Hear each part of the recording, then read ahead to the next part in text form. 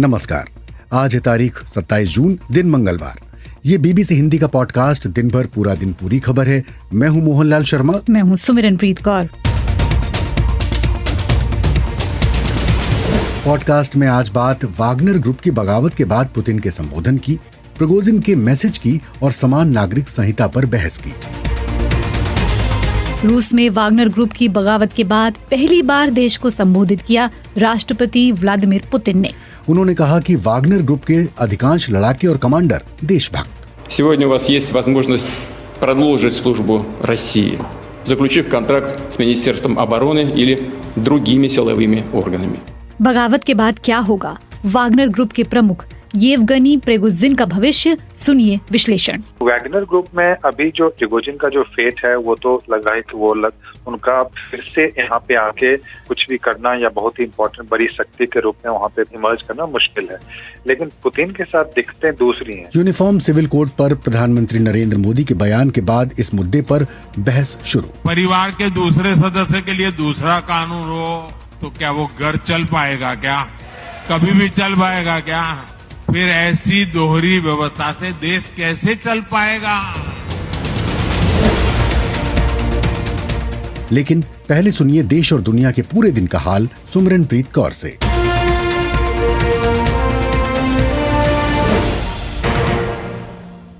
अफगानिस्तान में संयुक्त राष्ट्र कार्यालय की रिपोर्ट के मुताबिक 2021 में तालिबान के सत्ता में आने के बाद बमबारी और अन्य हिंसा के मामलों में 1000 से ज्यादा अफगान नागरिकों की मौत हुई है। रिपोर्ट के मुताबिक 15 अगस्त 2021 से इस साल मई के बीच 1095 नागरिक मारे गए हैं और 2679 लोग घायल हुए हैं।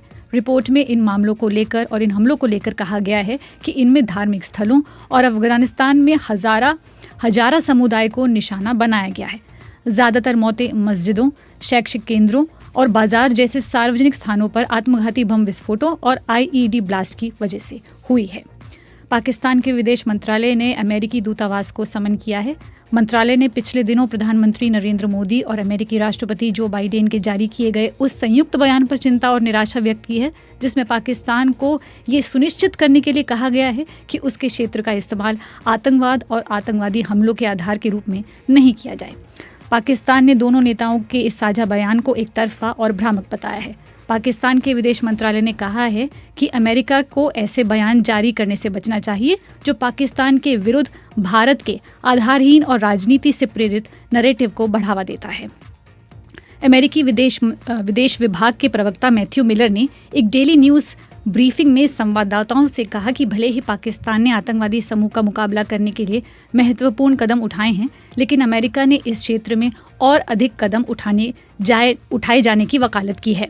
We have also been consistent on the importance of Pakistan continuing to take steps to disband all terrorist groups. Matthew Miller कह रहे हैं कि इसी के साथ हम पाकिस्तान पर लश्कर-ए-तौयबा और जैश-ए-मोहम्मद और उनके विभिन्न प्रमुख संगठनों सहित सभी आतंकवादी समूहों को स्थायी रूप से नष्ट करने के लिए पर्याप्त कदम उठाए जाने की जरूरत पर भी कायम रहे हैं।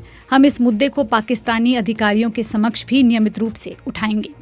संयुक्त राष्ट्र के मानवाधिकार विशेषज्ञ ने वॉशिंगटन से ग्वांतानामो बे में अमेरिकी कैंप को बंद करने को कहा है।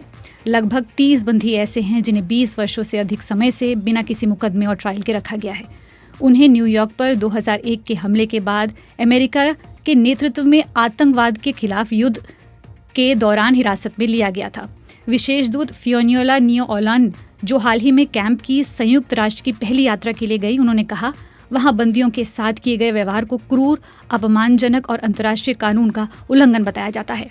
I recognize the enormous importance of the visit and the consequence. योनिवाला निया आलोन कह रही हैं कि मेरे लिए ये यात्रा अधिक महत्वपूर्ण है और असाधारण यातना क्रूर, अमानवीय और अपमानजनक व्यवहार के साथ साथ मनमाने ढंग से हिरासत में लेना, इन सब चीज़ों की इस दुनिया में अब कोई जगह नहीं है। मैं अमेरिकी सरकार के मानवाधिकार मुद्दों को संबोधित करने की इच्छा का स्वागत करती हूँ। अमेरिका ने हालांकि कहा है कि वे इन दावों को स्वीकार नहीं करते हैं और वो बंदियों के साथ सही बर्ताव करने के लिए प्रतिबद्ध हैं। उत्तर प्रदेश से एक और एनकाउंटर की घटना सामने आई है। यूपी के कौशाम्बी जिले में सुबह 5 बजे एनकाउंटर में गुफरान नाम के एक शख्स की मौत हुई है। गुफरान उत्तर प्रदेश के प्रतापगढ़ और अन्य जिलों में हत्या के प्रयास और डकैती के 13 से अधिक मामलों में वांटेड चल रहे थे। कुश्ती महासंघ के अध्यक्ष और बीजेपी सांसद ब्रिज भूषण शरण सिंह के खिलाफ यौन उत्पीड़न मामले में आंदोलन कर रहे पहलवानों का कहना है कि अब वे अदालत में अपनी लड़ाई लड़ेंगे और आईसीसी वनडे वर्ल्ड कप 2023 का आगाज 5 अक्टूबर को अहमदाबाद से होगा। वहीं फाइनल मुकाबला 19 नवंबर को खेला जाएगा।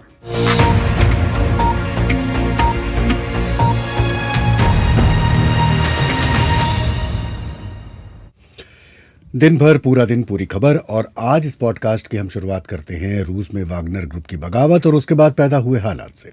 कल के पॉडकास्ट में हमने इसके बारे में विस्तार से बात की थी कि शनिवार को किस तरह से वागनर समूह ने विद्रोह किया था। तो आज के इस पॉडकास्ट में हम पहले बात करेंगे रूस के राष्ट्रपति पुतिन की और इसके बाद बात करेंगे वागनर के प्रमुख येवगेनी प्रिगोजिन की।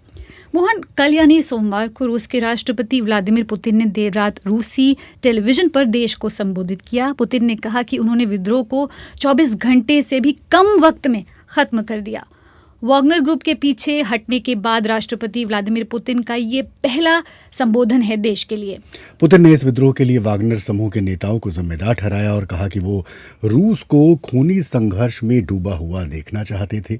पुतिन ने जहां एक और विद्रोह में हिस्सा लेने वाले नेताओं का जिक्र किया, वहीं विद्रोह की कोशिश में शामिल नेताओं को न्याय के कटघरे में खड़ा रखने की भी बात कही।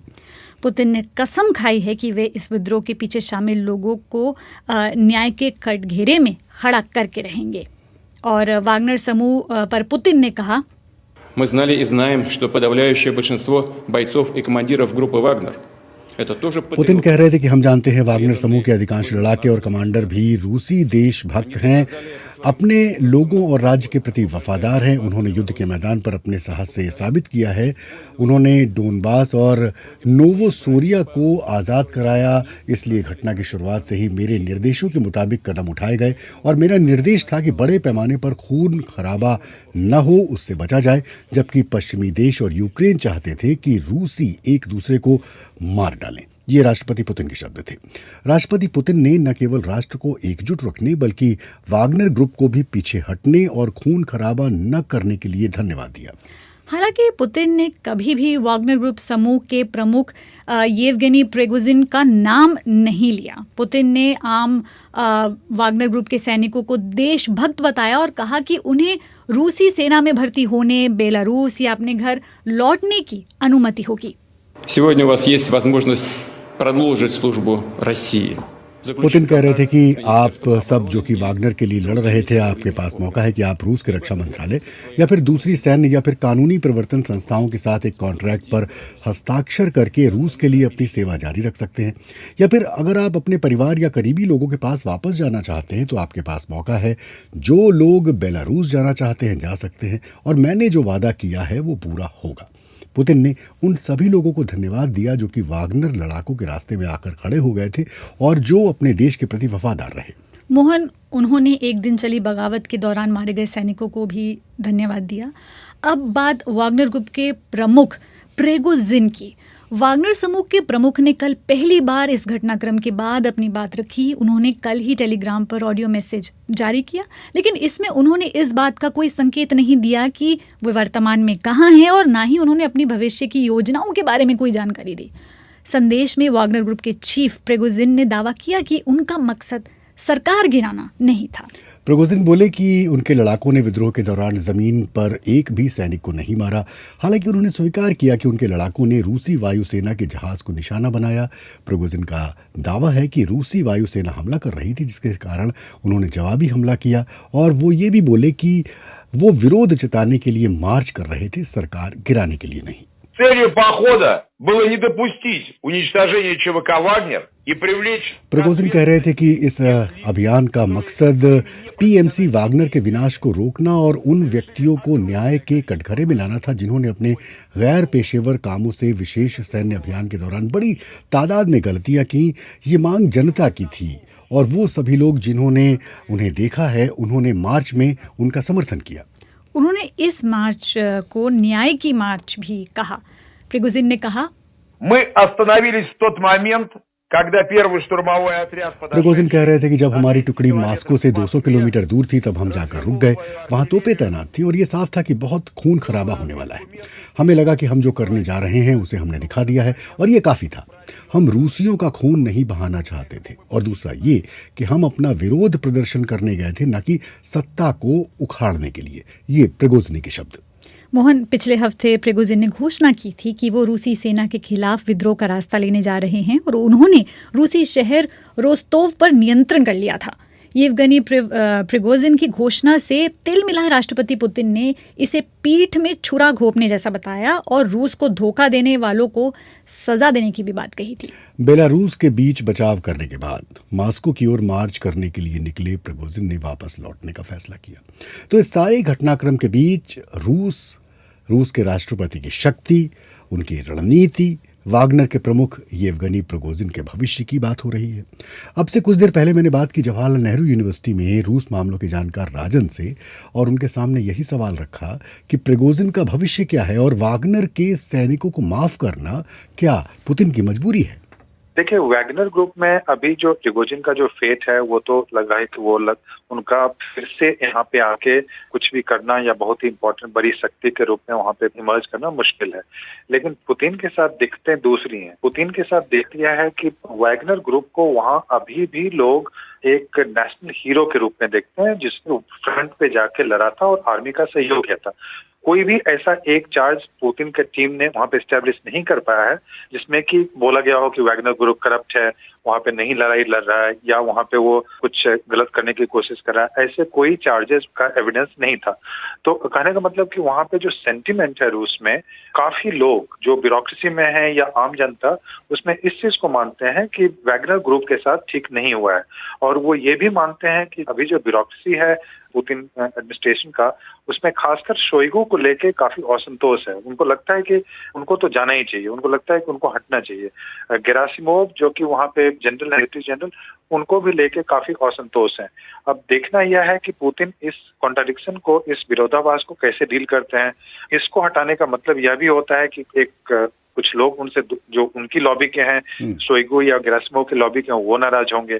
तो ये अभी एक वहां पे यही कोशिश हो रही है कि जो सेंटिमेंट है, लार्ज पब्लिक सेंटिमेंट है, वो नहीं भर के उसको कैसे कंट्रोल कर रखा जाए। अभी जो वहाँ पे झगड़ा चल रहा है वो राष्ट्रवाद और एक जो हाइपर नेशनलिस्ट जिसको बोलते हैं कि अति राष्ट्रवाद के लोगों के बीच में झगड़ा है। तो अभी राष्ट्रवाद वाले पुतिन के लोग हैं और अति उग्र जो राष्ट्रवाद का है वो प्रिगोजिन वाले हैं। तो आप वैसे लोगों को यह नहीं बोल सकते हैं कि विद्रोही है या राजद्रोही है, देशद्रोह का उस पर मुकदमा भी नहीं चला सकते। तो ये समस्या पुतिन के सामने है और एक राइवल पावर सेंटर इमेज कर सकता है उसमें। प्रिगोजिन होंगे उसके लीडर या कोई दूसरा होगा, या तो अभी कहना मुश्किल है। लेकिन निश्चित रूप से पुतिन एडमिनिस्ट्रेशन को लेके असंतोष बढ़ा है इसके बारे में। तो ये बताइए कि बेलारूस कैसे निगोशिएट करे। देखिए, ये उनके जो लुकाशेंको है उसके बड़े अच्छे संबंध थे प्रिगोजिन के साथ और प्रिगोजिन भी वहाँ पे सच में अभी पुतिन के विरोध में वो जाके वहाँ पे पुल नहीं करना चाहते थे। उसको भले ही जैसे भी प्रोजेक्ट, उनका मकसद था कि जो पुतिन एडमिनिस्ट्रेशन है उस पर दबाव बनाए और दबाव बना के शोइगु और गेरासिमोव को वहाँ पे, चूंकि उन्होंने इन प्रिगोजिन पे और वैगनर पे अटैक करना शुरू कर दिया था, तो अपने आप को बचाने के लिए, उस पर दबाव बनाने के लिए इन्होंने ये सारा जो का एक जो प्रोग्राम आप देख रहे थे तो उसको तैयार किया था। और अभी भी वो मानते थे कि पुतिन पॉपुलर हैं, पुतिन नंबर 1 लीडर है, इसमें उनको प्रॉब्लम नहीं था। प्रॉब्लम ये था कि जो मिलिट्री एडमिनिस्ट्रेशन था वहाँ पे, एफएसडी और जो मिलिट्री एडमिनिस्ट्रेशन था, वो उन्होंने वैगनर पे अटैक करना शुरू कर दिया था। उनको लगने लगा था अब या तो मरना है यहाँ पे फील्ड में या फिर जाके लोगों को बताना है रूस में जाके कि हम पे हमारे साथ ये हो रहा है। और इसी कारण से हम मार्च ऑफ जस्टिस जो बोला गया था वो करने की कोशिश कर। और बेलारूस का जो रोल आपने बताया, वहाँ के भी लोग अभी ये सवाल पूछ रहे हैं कि बेलारूस में आखिर ऐसा क्या है कि बेलारूस इसमें इन दोनों के बीच में निगोशिएट करने की कोशिश कर रहा है। लेकिन उसका कारण यही है कि उसके अपने जो रिलेशनशिप थे वैगनर के जो हेड हैं और लुकाशेंको का, वो एक कारण था। और यह भी था कि जो प्रिगोजिन है उसको पश्चिम के देश तो कोई लेंगे नहीं क्योंकि उस पर वॉर क्रिमिनल का चार्ज है, बहुत सारे चार्जेस हैं। तो वैसे में प्रिगोजिन के पास बहुत सारे चॉइसेस भी नहीं थे। और यह भी संभव है कि पुतिन ने बेलारूस के माध्यम से ये निगोशिएट करवाया हो, यह भी पॉसिबल है। तो जवाहरलाल नेहरू यूनिवर्सिटी में रूस मामलों के जानकार राजन विश्लेषण कर रहे थे कि आखिरकार क्या भविष्य हो सकता है प्रिगोजिन का, और जो वागनर ग्रुप के लड़ाके हैं उनको क्या माफ़ करना रूस की मजबूरी थी। ये तो बात हुई वागनर ग्रुप और पुतिन की, लेकिन इस घटनाक्रम के बीच कहाँ खड़ा है यूक्रेन? मोहन, यूक्रेन के राष्ट्रपति व्लादिमीर ज़ेलेंस्की ने कहा है कि उनके सैनिकों ने मोर्चे पर सभी क्षेत्रों में प्रगति की है, लेकिन उन्होंने कोई इसका ब्यौरा नहीं दिया। हालांकि इससे पहले रक्षा मंत्रालय ने दोनेस्क के रिवनोपिल गांव पर दोबारा कब्जा करने की पुष्टि की थी। ज़ेलेंस्की ने सोमवार यानी कल के दिन एक खुशी का दिन बताया। Сьогодні фронт, Донеччина, Запоріжжя, наші воїни, наші ज़ेलेंस्की कह रहे थे कि आज डोनेस्क के जापोरिजिया में हमारे सैनिक आगे बढ़कर सभी दिशाओं में बढ़े हैं और ये खुशी का दिन है। मैं सैनिकों को शुभकामनाएं देता हूं कि आने वाले दिन भी इसी तरह के हों, यानी कि खुशी भरे हों। ये थे ज़ेलेंस्की के शब्द। तो यूक्रेन में जंग जारी है। हम उस सवाल पर आते हैं, जिस यूक्रेन में जंग जारी है और जहां रूस का वागनर ग्रुप लड़ाई में शामिल है, रूस के इस घटनाक्रम का यूक्रेन जंग पर क्या असर होगा? एक बार फिर से जवाहरलाल नेहरू यूनिवर्सिटी में रूस मामलों के जानकार राजन को सुनते हैं। देखिए, यूक्रेन युद्ध पे तो सबसे पहला जो असर पड़ेगा कि आपके साथ जो आर्मी कल खड़ी थी सामने, वो अगर आप ही के साथ लड़ना शुरू कर दे तो एक तरह से काफी डिमोटिवेटिंग होता है। तो वो डिमोरलाइज्ड आर्मी होगी, नंबर वन। दूसरा, वहाँ पे ये आप देखेंगे कि आप जब किसी देश के लड़ते हैं और जब एक सेंट्रल अथॉरिटी होती है, अगर सेंट्रल अथॉरिटी की लेजिटिमेसी क्वेश्चन हो जाती है तो आप भी सोचने लगते हैं कि मैं आखिर लड़ाई किसके लिए कर रहा हूँ, आखिर ये लोग आपस में पावर डिवीजन के लिए कर रहे हैं, तो फिर मैं उनके लिए क्यों लड़ रहा हूँ। फिर तीसरा इशू यह होता है कि जो उसने क्वेश्चंस रेज किए थे, प्रिगोजिन ने क्या किया था कि पुतिन जो लड़ाई का जो मोटिव था, जिसमें बताया गया था कि नाटो हमला करने वाला, ये गलत था। तो सवाल है कि इसका ये जो मोटिव्स है तो इसका असर तो आर्मी पे भी पड़ेगा ना। वो भी सोचेंगे कि आखिर हमने क्यों अटैक किया और हमने क्या हासिल किया। तो इस ढंग से उस पर काफी डिमोटिवेटिंग। और उनके जो फोर्स का जो स्ट्रेंथ भी था, चूंकि वैगनर काफी रिप्रेसिव फोर्स थे, काफी वो रूथलेस फोर्स थे, तो वो जो एलिमेंट है उनसे हट गया है, तो जो एक उनकी जो शक्ति है आर्मी की, वो भी कम हुई है। तो इसी ढंग से वो यूक्रेन वॉर पे इम्पैक्ट करेगा। राजन विश्लेषण कर रहे थे जवाहरलाल नेहरू यूनिवर्सिटी से कि इस पूरे घटनाक्रम का, यानी कि रूस की वागनर ग्रुप की बगावत का क्या असर पड़ेगा यूक्रेन जंग पर।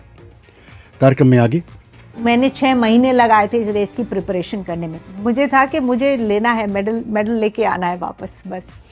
रेगिस्तान में 256 किलोमीटर की मैराथन पूरी करके रिकॉर्ड बनाने वाली 44 साल की महिला से हम आपकी मुलाकात करवाने वाले हैं, लेकिन आपके पहले मैसेजेस।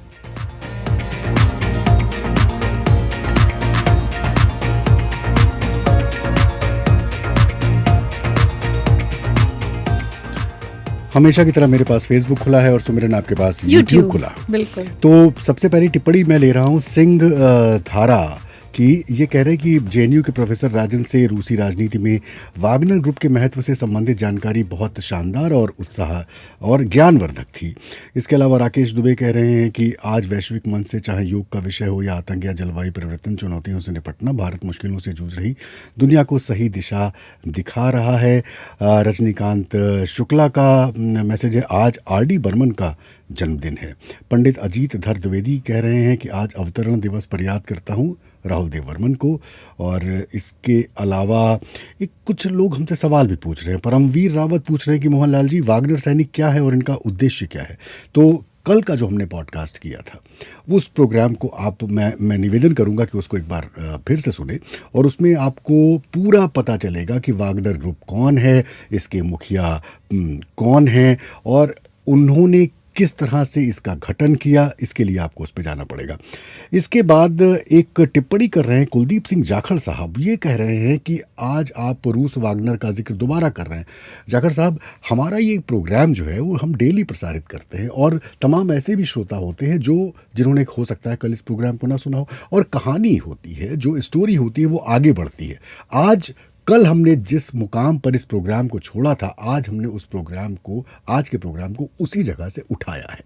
तो इसलिए चीज़ें तो बदलेंगी और जो घटना होती है, घटना तो स्थायी भाव है, वो तो रहेगी ही रहेगी। जी, और अगर मैं यूट्यूब की बात करूं तो रैकविंदर कौर हैं, ऋतुराज है, संगीता खड़के हैं जो हमारे साथ जुड़ी हुई हैं। और कुछ नाम लेने के बाद अब मैं कमेंट्स पढ़ती हूं, तो जहां पर तेजा है जो कह रहे हैं कि पंजाबी सिंगर सतिंदर के बारे में भी कुछ बताइए। और तनु कुमारी हैं जो कह रही हैं कि वर्ल्ड कप में भारत के जीतने के चांस तो ज़्यादा हैं, पर ऑस्ट्रेलिया एक मेजर प्रॉब्लम है उनके हिसाब से। और अगर मैं बात करूँ तो अलीमिया शेख हैं और विद्या भारती हैं, संगीता खड़के हैं और काफ़ी सारे लोग हैं जो हमारे साथ जुड़े हुए हैं। विजय दत्त हैं, कुमार मोहन हैं। तो यहाँ पर एक निवेदन आपसे कि अगर आप ये कार्यक्रम सुन रहे हैं तो लोगों को भी बताइए कि वो भी एक प्रोग्राम सुने, और अगर खासकर आप यूपीएससी के लिए तैयारी कर रहे हैं तो भी आपके लिए ये प्रोग्राम सुनना जरूरी है। दिन भर पूरा दिन पूरी खबर।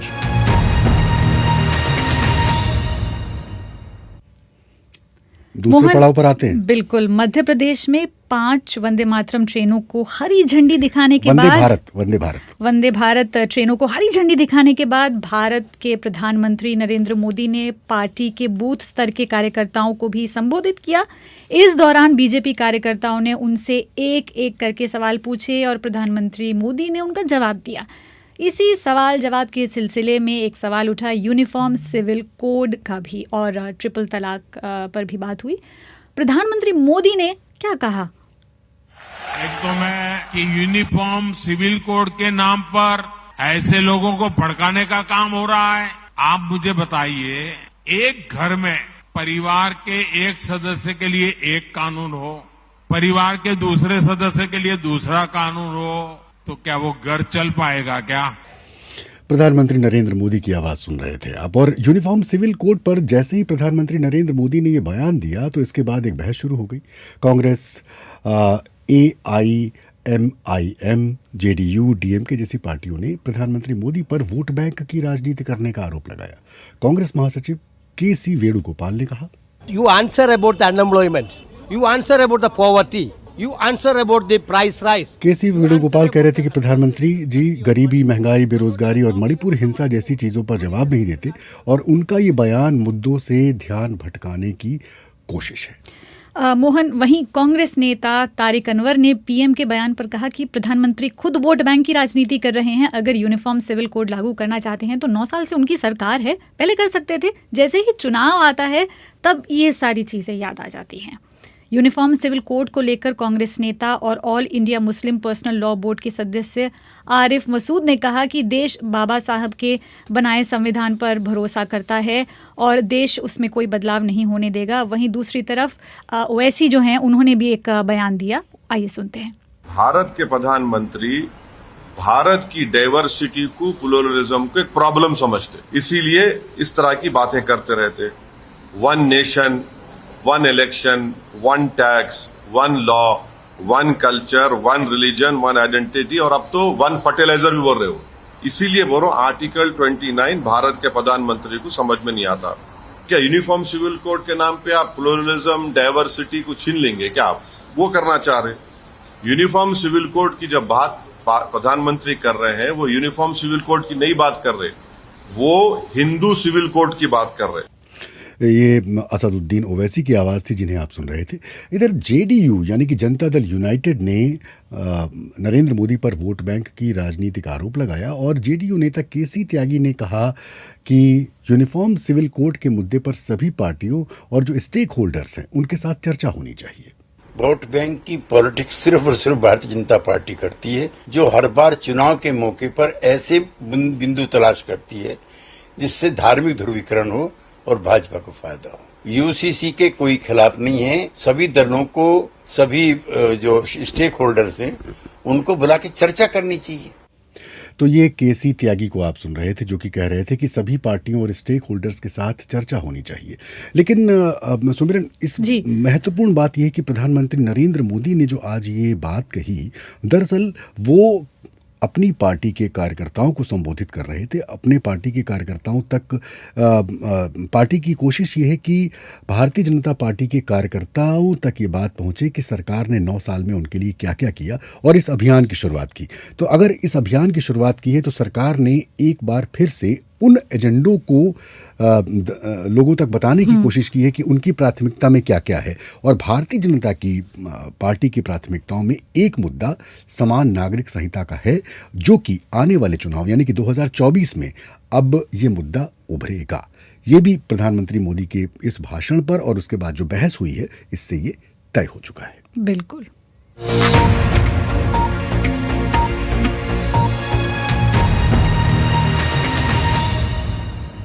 मोहन, अब इस पॉडकास्ट का तीसरा पड़ाव आपको मिलवाते हैं एक ऐसी महिला से जो 44 साल की हैं। उनका नाम महाश्वेता घोष है। इन्होंने हाल ही में मैराथन ऑफ सैंड पूरी की है। महाश्वेता ने सहारा रेगिस्तान में 256 किलोमीटर की दूरी तय की। इस दौड़ को पूरी करने वाली वे पहली भारतीय महिला बताई जा रही हैं। महाश्वेता एक IT कंपनी में काम करती हैं। कॉलेज में उन्होंने वजन घटाने के लिए जिम जाना शुरू किया। सुनिए उनकी कहानी। एक चीज़ था कि वो मेडल जब मिला तो मुझे याद है मैंने मेडल उतारा नहीं था। पूरे दिन मैं मेडल पहन के थी अपने साथ में, तो बस चलता कि कहीं खो ना जाए, ये कुछ हो ना जाए कहीं। लोग बोलते हैं कि अब तुम सेलिब्रिटी बन गए हो। मुझे नहीं पता मैं सेलिब्रिटी बनी कि नहीं बनी, बट मुझे ये स्पोर्ट बेहद पसंद है। ये स्पोर्ट मुझे मेरी ज़िंदगी में बहुत कुछ देती है, physical plus mental emotional. MDS toughest race कहा जाता है कुछ वेरी स्पेसिफिक चीज़ों के लिए। एराचीडिया के अंदर डेजर्ट में ले जाते हैं और वहाँ से रेस शुरू करते हैं, और हम 256 किलोमीटर डेजर्ट के अंदर ट्रैवल करके मर्जगांव करके एक जगह है जहाँ हम बाहर आते हैं 7 दिन बाद। कई सैंड माउंटेन्स आते हैं, कई बार बहुत रॉकी माउंटेन्स होते हैं। वो इतने रॉकी होते हैं कि आपको वो रोप बांध देते हैं, आपको रोप को पकड़ के चढ़ना पड़ता है, आप खुद से चढ़ भी नहीं पाते हो। एक दिन लॉन्ग डिस्टेंस होता है जिस दिन आपको इकट्ठे 80-90 किलोमीटर्स ट्रैवल करना पड़ता है एक दिन में। कॉलेज में जब इंजीनियरिंग में रहती थी करीब 2000 में, मेरा बहुत ज़्यादा वेट बढ़ गया। ऑलमोस्ट 80 kg की होने वाली थी। कॉन्फिडेंस कम था, कपड़े फिट नहीं होते थे। हर बारी आप दुकान पे कुछ लेने चले जाओगे तो आपको नहीं मिलता था। तो वहाँ से शुरू हुआ मेरा फिटनेस जर्नी। तो 2012 में एक चीज़ मेरे पास था, क्योंकि मैं ऑलरेडी ऑलमोस्ट 10 साल से जिम कर रही थी, तो स्ट्रेंथ तो मेरे पास था। आई थिंक उसी के थ्रू मैंने अपना first half marathon 2 hours 15 minutes में किया था, जो आज के डेट में भी काफ़ी मतलब डिसेंट टाइमिंग है फॉर अ फर्स्ट टाइमर जिन्होंने ज़िंदगी में पहले कभी नहीं भागा था। 19 में मैंने एक पोखरान राजस्थान में एक रेस किया था। पहली बारी डेजर्ट में भागी पोखरान में 75 किलोमीटर। सो जब डेजर्ट में भागी तो मुझे काफ़ी अच्छा लगा। मतलब first time a terrain which is fairly new. Desert run की अपनी चैलेंजेस होती है, जैसे मार्किंग आप करोगे, धूल मिट्टी स्टॉर्म आ गया तो वो खो जाता है, ये सब चीज़ें होती है। किसी को ढूंढना बहुत मुश्किल होता है। कोई हैबिटेशन नहीं है, आपको कोई छांव नहीं मिलेगी, आपको कोई सपोर्ट नहीं मिलेगी, क्योंकि डेजर्ट के अंदर तो कोई गांव वहाँ भी नहीं है, कोई कनेक्टिविटी नहीं है, कोई इलेक्ट्रिसिटी नहीं है। तो आप अपने घर वाले, रिश्तेदार, किसी से भी कोई कांटेक्ट नहीं कर सकते हो। सो वो हर दिन आपको 12 लीटर पानी देते हैं। वो उतने में आपको काम चलाना है। 12 लीटर में आप जो मर्जी कर लो, बस 12 लीटर ही आपको मिलता है। मैंने 6 महीने लगाए थे इस रेस की प्रिपरेशन करने में। मुझे था कि मुझे लेना है मेडल लेके आना है वापस, बस ना। मेरा एडवांटेज ये था कि मैं ऑलरेडी ट्रेनिंग करती हूँ, तो मेरे लिए कोई नया शुरू से शुरू नहीं करना था। मुझे बस अपनी ट्रेनिंग स्टाइल थोड़ी सी चेंज करनी थी।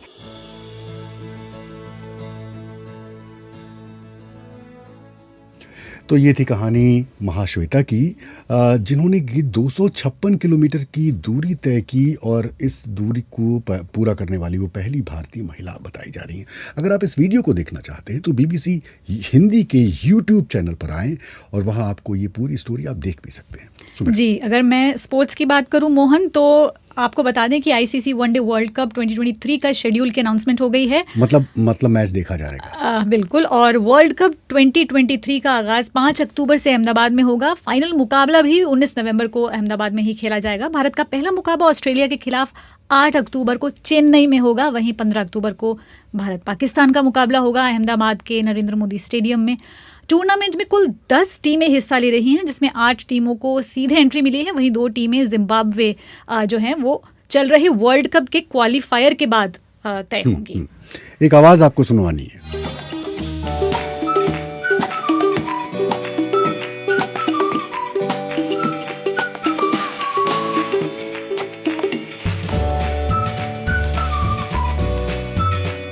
तो आवाज़ पहचान गए होंगे, और जिसका हमारे श्रोता जिक्र भी कर रहे थे, ये आवाज़ जो है ना, ये किसकी है? R.D. बर्मन, जिनका जन्मदिन भी है। तो R.D. बर्मन साहब की खास बात यह है कि R.D. बर्मन साहब न सिर्फ म्यूज़िक देते थे, बनाते थे और ऐसी चीज़ों से म्यूज़िक बनाते थे जो कि घर में काम आती हैं। ऐसा म्यूज़िक जिसे आप बार बार सुनना चाहते हैं और बार बार सुनने का मन करता है। और ख़ासकर शोले जिसने देखी है ना, क्या कमाल की बात है। जी बिल्कुल, आज उनका जन्मदिन है। उनके पिता S.D. बर्मन, वो भी मशहूर म्यूजिक कंपोजर रहे। तो दिन भर पूरा दिन पूरी खबर के आज के इस अंक में बस इतना ही, इस वादे के साथ कि कल आपसे फिर मुलाकात होनी तय है। तब तक देश और दुनिया की खबरों के लिए bbchindi.com का पन्ना आपके साथ है। कल जब मुलाकात होगी तो आप होंगे, हम होंगे और हमारे साथ कोई और भी होगा। जी हाँ, नए लोग होंगे। फिर मुलाकात होगी अजीत सारथी के साथ। सुमरनप्रीत कौर को दीजिए इजाजत। नमस्कार।